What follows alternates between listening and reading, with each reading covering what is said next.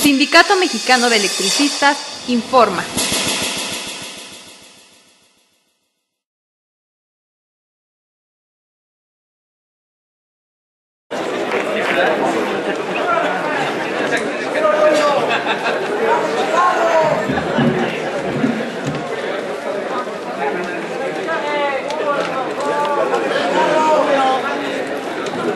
Compañeras,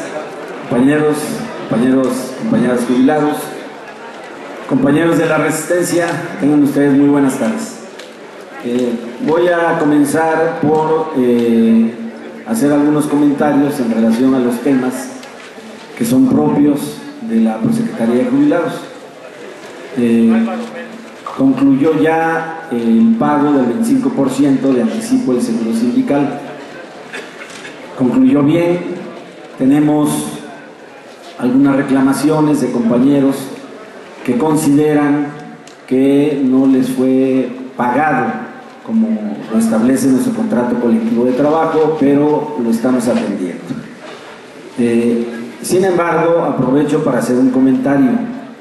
Nosotros enviamos un total de 438 solicitudes, pero cuando fui a darme una vuelta, me encontré a gente allá que me dieron la información de que en realidad se habían pagado a más de 800 compañeros, lo cual me indica, por resta simple, que un poco más de la mitad de jubilados no acudieron al Sindicato Mexicano de Electricistas. Yo siempre estoy muy atento a estas señales porque me indican que hay un sector importante del grupo de jubilados, somos un poco más de 20,000, que se sigue moviendo fuera de lo que son las estructuras del Sindicato Mexicano de Electricistas. Y por supuesto lo considero un tema de suma importancia porque a más de 4 años, 7 meses del golpe, esto no habla bien desde el ángulo de la necesaria unidad interna que nos va a hacer muchísima falta a la hora de concretar la llamada reinserción laboral. Bueno, dicho eso, que me parece un aspecto relevante, voy a pasar a comentar otro. Tengo ya la versión como se fue votada en la Asamblea Legislativa del Distrito Federal. Para los que la quieran tener también, la pueden bajar de internet. Si entran al sitio, a la página de internet de la Asamblea Legislativa, se van a la parte relativa de la Gaceta, en este caso de la Asamblea Legislativa, y ahí van a encontrar el punto de acuerdo que presentó un diputado del PRD. Pero lo más importante cuando se vota algo es exactamente lo que se llama el punto único, es decir, lo que realmente se vota, no tanto las consideraciones. Y lo que se votó fue lo siguiente. Dice: punto único por el cual se hace un atento exhorto al Congreso de la Unión a que dentro de las leyes secundarias de la reforma energética se faculte a la Ciudad de México para operar y crear un organismo público descentralizado a fin de eficientar el servicio eléctrico para los habitantes del Distrito Federal. Bueno, aquí voy a hacer algunos comentarios. Un punto de acuerdo tiene varias variantes. En algunos casos es una denuncia, en otros casos es un reclamo ante la autoridad competente y en este caso es un exhorto. Es un exhorto que un Congreso local, en este caso la Asamblea Legislativa, le envía al Congreso de la Unión. Quiero comentar algunas cosas con todo respeto y les pido la mayor atención. Este punto de acuerdo está enmarcado en una situación de transición. ¿Por qué de transición? Porque si bien es cierto que ya hubo una reforma constitucional el 20 de diciembre del año pasado, también es cierto que todavía no hay las leyes secundarias que le den operación, que le den operatividad a esas reformas, a los artículos 25, 27 y 28. Por lo tanto, formalmente siguen existiendo los organismos públicos descentralizados. Tal es el caso de Pemex, tal es el caso de Comisión Federal de Electricidad. Pero en las leyes secundarias ya no se habla de esa palabra, es una palabra que queda excluida tanto en la ley de la industria eléctrica, en la ley de Pemex, en la ley de la Comisión Federal de Electricidad y por supuesto en la ley federal de presupuesto y responsabilidad hacendaria. De tal manera que cuando este punto de acuerdo llegue al Congreso de la Unión, a las dos cámaras, hay que darle el soporte debido. ¿Por qué? Porque ya dije, si bien es cierto, estamos en un momento de transición, no hay ya en el marco de las leyes secundarias organismos públicos descentralizados.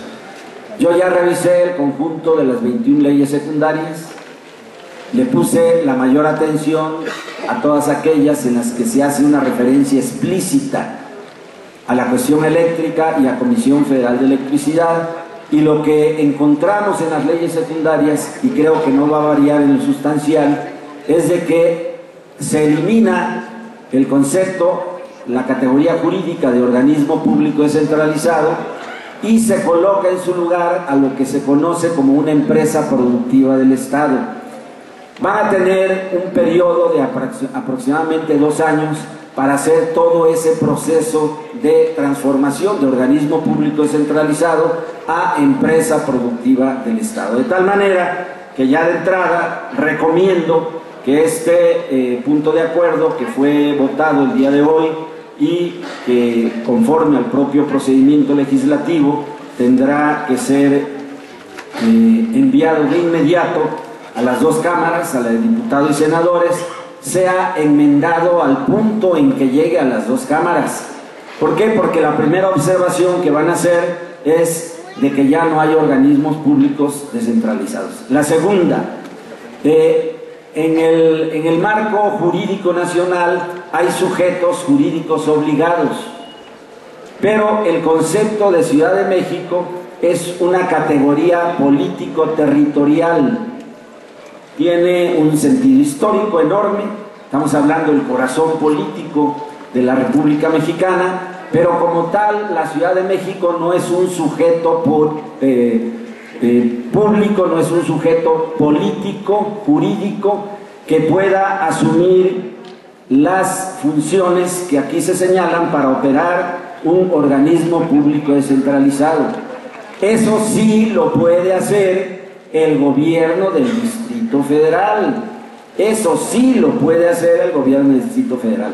Entonces estoy haciendo todos estos comentarios, camaradas, con el propósito de darle fundamento a una serie de propuestas que voy a ir presentando y desarrollando.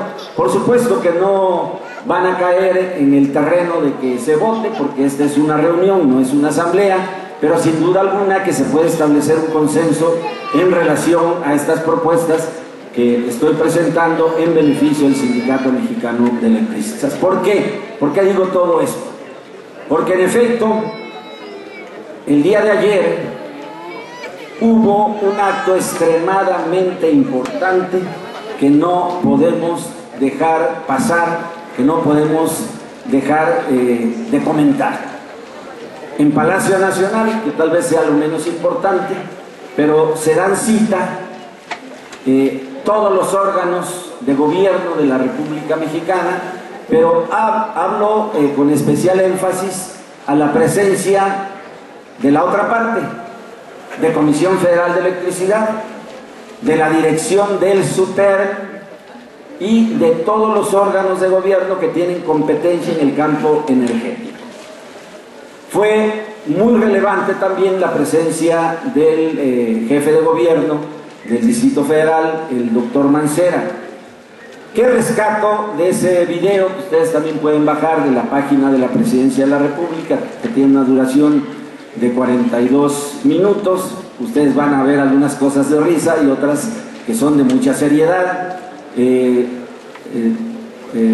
Prácticamente Peña Nieto en su intervención no tuvo tropiezo alguno, porque en todo momento traía su chícharo o apuntador muy discreto pero muy localizable. Cuando uno toma la fotografía la amplía y se encuentra que esa parte de la oreja no existe en una oreja humana. Bueno, Eso es lo chusco del caso, ¿no? Porque habló sin tropiezos y sin leer nada. Digo, no es por menospreciar la capacidad intelectual de nadie, pero por supuesto no le concedo esa facultad de decir las cosas que dijo sin que tuviera un apuntador o chícharo, como fue el caso. Bueno, lo relevante del asunto, en todas las intervenciones que hubo, tanto del jefe de gobierno Mancera, de Peña Nieto, como del propio director de Comisión Federal de Electricidad, es el pleno reconocimiento explícito, de hecho, a la labor de la Comisión Federal de Electricidad en la Ciudad de México. Que venga el comentario de Peña Nieto, pues no extraña, pero que venga de Mancera sí llama mucho la atención, porque él durante todo este periodo que lleva como jefe de gobierno, pues se ha esmerado en tratar de presentarse públicamente como un coadyuvante, como una parte interesada a favor del Sindicato Mexicano de Electricistas. Y digo, más allá de las calificaciones, que ha habido muchas en internet, acusándole, diciéndole una serie de cosas que aquí no voy a comentar, que ustedes ya seguramente las han leído y escuchado, Mancera públicamente le agradece a Comisión Federal de Electricidad, a sus trabajadores, y tuvieron el descaro de presentar ahí a alguien como ayudante de liniero, lo pusieron en la mesa de honor, ¿no? Casi le colocan ahí un ramo de flores, porque todos esos hechos, compañeros, hay que ponerles mucha atención más allá de lo chusco, porque indica una definición de parte del gobierno federal y en este caso también del gobierno de la Ciudad de México. Entonces, hago todos estos comentarios para que tomemos las debidas cartas en el asunto. Además, tenemos un plazo de 8 meses para que venza la prescripción de lo que fue la sentencia de la Suprema Corte de Justicia de la Nación, el 30 de enero. Hay otra fecha diferente, por ahí del 20 y tantos de febrero, en que la hace suya y la notifica la Junta Federal de Conciliación y Arbitraje, por la cual se da como un asunto juzgado la terminación de las relaciones individuales colectivas de trabajo y la terminación del contrato colectivo de trabajo. Esos son los 2 años que van a vencer de aquí a 8 meses. Y yo he señalado de manera reiterada aquí en estas reuniones de jubilados que el regreso al trabajo, la recuperación de nuestros trabajos para los compañeros que no se liquidaron de la heroica resistencia al ESME es inevitable. Sí, es inevitable, pero en un marco privatizador y en condiciones precarias. Para que se entienda bien, cuando hablo de lo precario, estoy hablando de condiciones de trabajo, de salario, de prestaciones por debajo de lo que establece nuestro contrato colectivo de trabajo, que a decir de la Suprema Corte y del gobierno, como lo escuchamos el día de ayer, es un asunto concluido, dado el reconocimiento formal, explícito. Ya nada más faltaban las campanas de la catedral, que las echaran a vuelo, ¿no? Para celebrar, a decir de ellos, la excelente presencia de Comisión Federal de Electricidad, que después de 3 años concluye los trabajos de la red eléctrica subterránea en un área más reducida de lo que es el centro histórico de la Ciudad de México, porque en realidad, visto bien, nosotros también somos parte del centro histórico de la Ciudad de México. Bien. Lo que llama la atención también es el anuncio de que ese tipo de acuerdos entre el gobierno federal y el gobierno que encabeza el señor Mancera se van a continuar para la calle de Mazarik y se van a continuar para todo lo que es la avenida Reforma. Si, como ellos señalan, el trabajo de la red eléctrica subterránea en el centro histórico acotado de la Ciudad de México tuvo un costo de 1,000 millones repartidos en 3 años, este otro que están planeando para todo lo que es Reforma, todo lo que es la avenida Reforma, sin tener el dato claro de qué parte de Reforma abarca, como va a ser toda la avenida Reforma, lo relevante del asunto es que es una inversión de 1,500 millones de pesos. Señalo todo esto, camaradas, para tener un horizonte y un contexto muy claro de las condiciones en que nos tendremos que mover muy rápidamente en los próximos días, semanas y meses, antes de que concluya los 8 meses que faltan de ese periodo de prescripción en cuanto a la aplicación de la sentencia de la Suprema Corte y el laudo de la Junta Federal de Conciliación y Arbitraje. Primero, ese punto de acuerdo que envía la Asamblea Legislativa del DF al Congreso de la Unión hay que replicarlo de manera precisa y ya en el marco de esas leyes privatizadoras, tanto en la Cámara de Diputados como en la Cámara de Senadores. Hay que hacerlo, y hay que hacerlo de inmediato, porque ya están trabajando, ya iniciaron sus trabajos para presentar un dictamen las comisiones del Senado que tienen materia en el tema de las 21 iniciativas de ley secundaria en lo que se refiere al petróleo, el gas y la electricidad. Ya tienen materia y ya nos anunciaron públicamente que van a concluir sus trabajos y el dictamen que van a poner a consideración del Pleno del Senado de la República a partir del 17 de junio. Es decir, tenemos escasas 2 semanas para incidir en ese proceso legislativo, porque va a llegar el punto de acuerdo de la Asamblea Legislativa del DF, que ya he comentado, y ahí hay que asentarlo a través de hacer las precisiones que ya he comentado. Esa es una primera observación. La segunda, a la revisión de las 21 iniciativas de leyes secundarias para la privatización energética, encontramos lo siguiente. Primero, le están dando la categoría de servidores públicos a todos los trabajadores petroleros y electricistas. La categoría de servidores públicos sujetos a la Ley Federal de Responsabilidades Administrativas de los Servidores Públicos.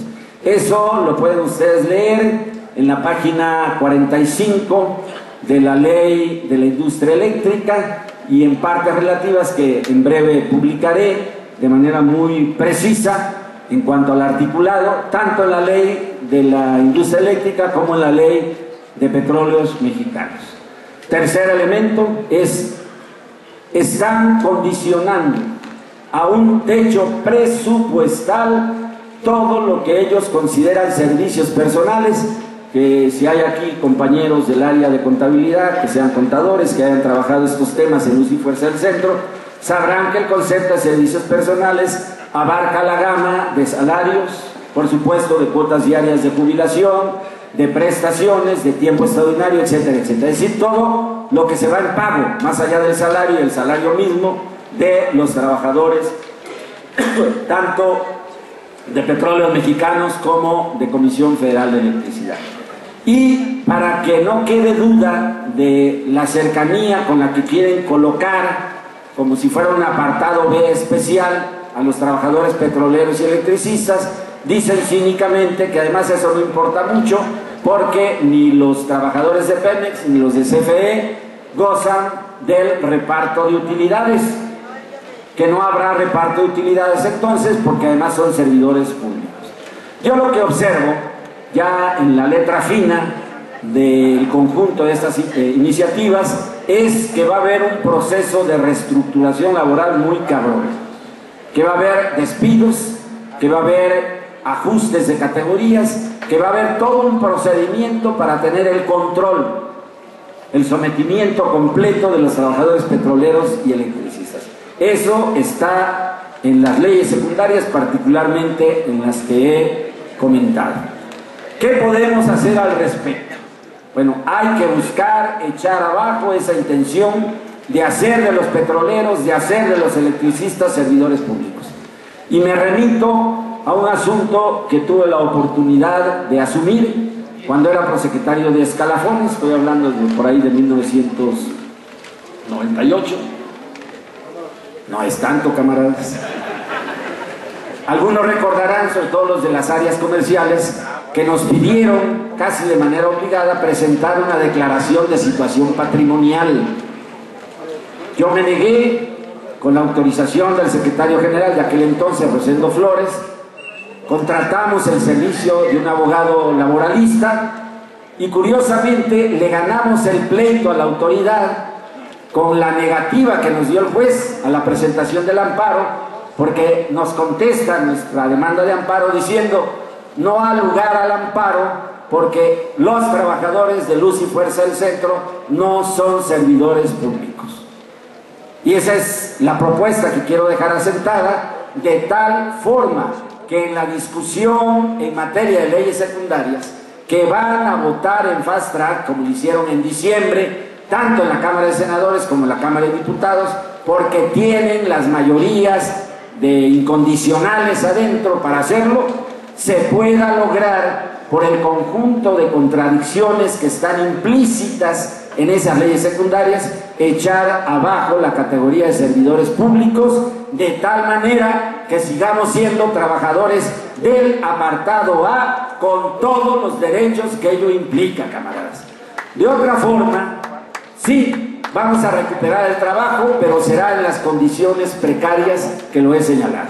Entonces, sé que hay cierta complejidad en lo que he planteado, pero por las caras que estoy observando me parece que se comprende el conjunto de propuestas que estoy señalando y que voy a resumir para consideración de todos ustedes. Primero, que el punto de acuerdo que ya ganamos en la Asamblea Legislativa del DF sea precisado tanto en la Cámara de Diputados como en la de Senadores a efecto de ubicarlas en el contexto jurídico en el que se está dando la discusión.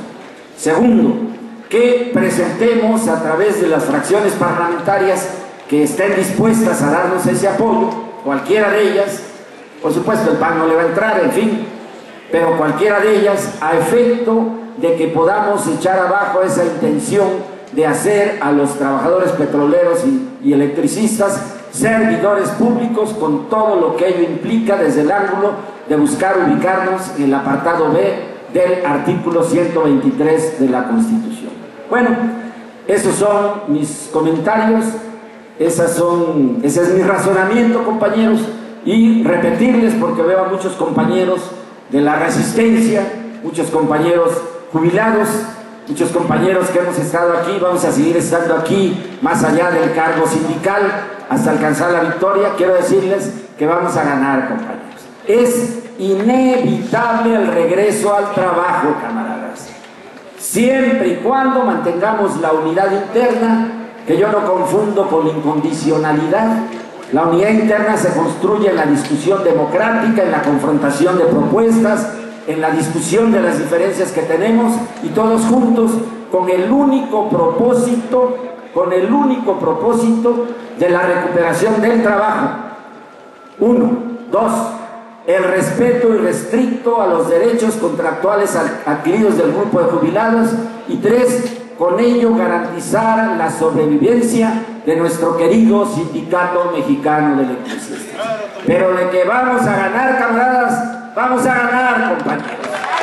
Y vamos a levantar el ánimo, camaradas. Vamos a levantar la cara y el corazón. ¡Denle una S! ¡Denle una N! ¡Denle una E! ¿Qué dice? ¡No se oye! ¡Muchas veces!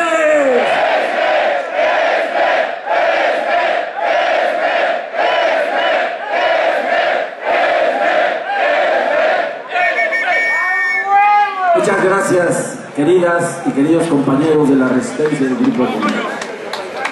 Mantente alerta a nuestra transmisión.